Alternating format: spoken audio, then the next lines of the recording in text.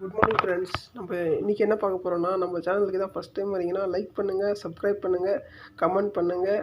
அப்படியே இந்த வீடியோவை உங்கள் ஃப்ரெண்ட்ஸுக்கும் ஷேர் பண்ணுங்கள். நம்ம வாங்க வீடியோக்குள்ளே போகலாம். நம்ம இன்றைக்கி பார்க்க போகிறது ஷேடோ ஃபேக்ஸ் டெலிவரி ஜாப் தான். நேற்று நம்ம 750 ஏர்ன் பண்ணியிருக்கோம்.